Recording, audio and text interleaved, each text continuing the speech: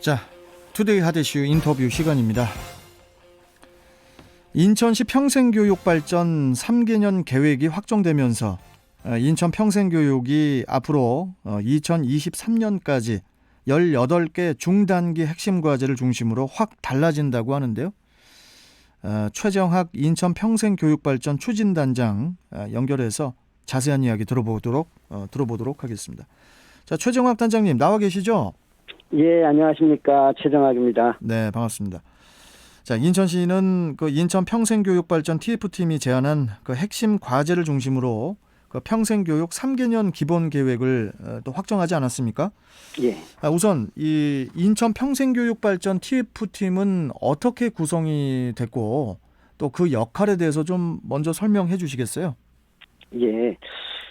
박남춘 시장께서 인천 평생교육 전반에 대한 이제 개선의 필요성을 느끼셨고요. 예. 그래서 이것은 좀 관련 전문가들이나 현장의 목소리를 폭넓게 소통해야 한다고 생각을 하셔서 TF가 이제 만들어지게 되었습니다. 6월 달에 6월 30일이고요. 그때 참여한 분들이 인천 시립 박물관장님이라든지 마을 이제 지원센터장님이라든지 도서관 전문가 또 혹은 뭐 복지 전문가들, 노인 전문가들 뭐 이런 이제 다양한 민간 전문가 13분과 시의원 2분 그리고 교육청에서 1분, 시에서 2분 이렇게 19명으로 구성되었습니다. 네.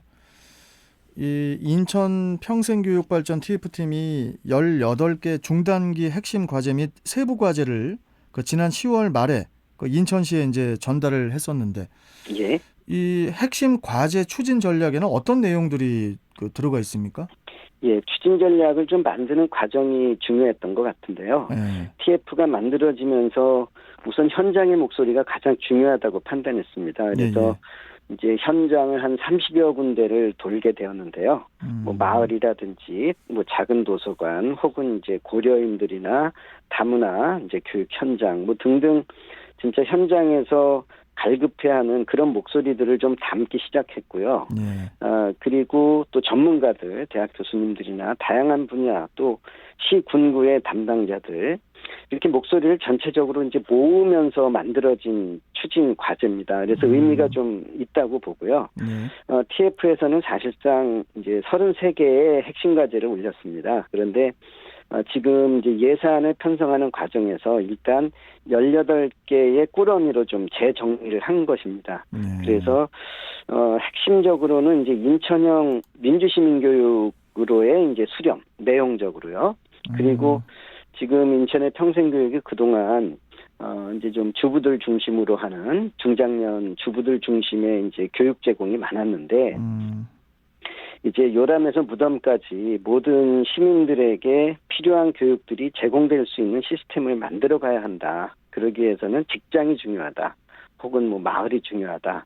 또 삶의 현장 구석구석에 파고드는 그런 평생교육이 중요하다는 이제 그러한 방향들을 잡게 됐어요. 그리고 조직적인 것이 매우 중요한데요. 우선 민간 거점들을 육성해야 한다. 민간의 거점 기관들이 고사되지 않도록 풀뿌리 민간 거점들을 잘 살려낼 수 있는 방향이 뭔가 여기에 대한 좀 대안들을 세웠고요. 그리고 시도 나름대로의 지원 체계를 좀 인천광역시 내에 좀 체계적으로 만들어가야 되지 않는가. 그리고 현재 인천평생교육진흥원을 좀 대폭적으로 강화하지 않으면 안 되겠다. 이런 내용들을 담겼고요. 또 하나는 이제 코로나 언택트 평생교육을 체계화시키는 문제 이런 것들이 이제 중요하게 담겨 있습니다. 지금 그 되게 경기도 안 좋고 코로나 때문에도 그렇고 뭐 앞으로 더 먹고 살기 힘들어 죽겠는데 무슨 평생 교육이냐. 지금 나는 우리는 그런 거 필요 없고 좀 먹고 살기 좀 좋게 좀 해줘라. 이런 시민들의 목소리는 혹시 있습니까? 바로 그것 때문에 이번 TF가 만들어진 것입니다. 그것 때문에? 예.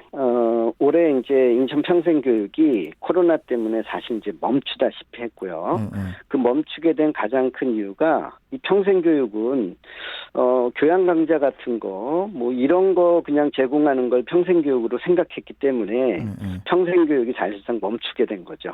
그러나 지금처럼 이제 코로나가 닥치고 그리고 지금 4차 산업혁명 시대로 해서 인간이 일자리를 잃고 AI의 노예가 돼야 되는 이제 그런 위험에 닥쳐 있을 때 이러한 위험 상황과 위기 상황 속에서 스스로 자기 문제를 해결해 가고 능동적으로 자기의 어떤 생존 역량을 키우는 것, 그게 바로 평생교육이라고 본다면 지금 이제 그 코로나 때문에 각각 그 집으로 들어가 있거나 이건 뭐 아이들에서부터 어른까지 이제 스스로 혼자 있을 때도 공부할 수 있는 그런 환경과 내용들을 어떻게 이제 시가 제공해 줄 것인가 이런 굉장히 본질적인 문제를 생각한다면 코로나 시대에 공교육보다도 오히려 평생교육에 에너지가 더 집중돼야 된다고 보는 거죠.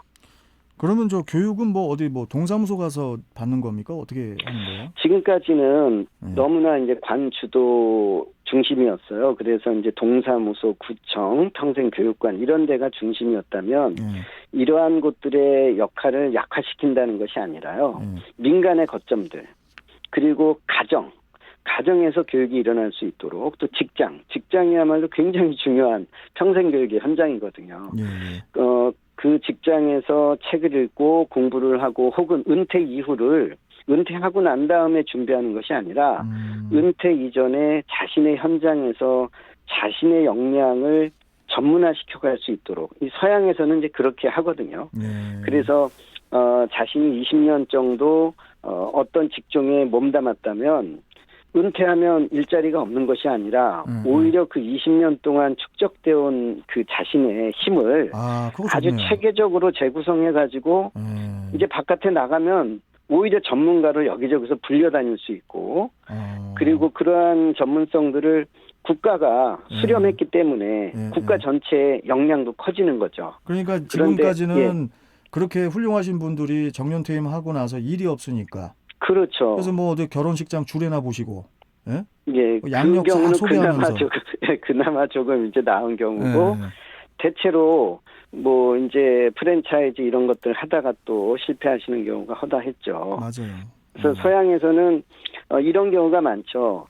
40대에서 50대 이제 그 은퇴를 한 10년 정도, 5년 정도 앞둔 분들이 대학원을 갈 때 그런 걸 지원해 주는 거예요.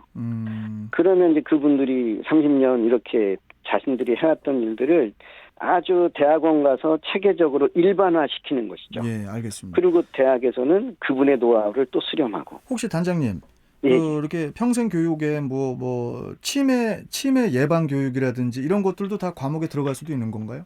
당연하죠. 그래요? 그런데 그것이 지금까지는 이렇게 단절되고 그러니까 뭐 1년 단위 사업하고 이제 멈추고 이래오지 않았습니까? 이런 거 어떻게 지속적이고 커리큘럼을 제대로 만들어서 제대로 우리 시민들에게 서비스를 제공하겠다.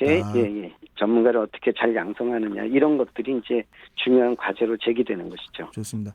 그러면 마지막 질문인데요. 앞으로 어떤 계획을 갖고 또 여러 가지 프로그램들을 실행할 예정이신지 좀 한 말씀 해주시죠.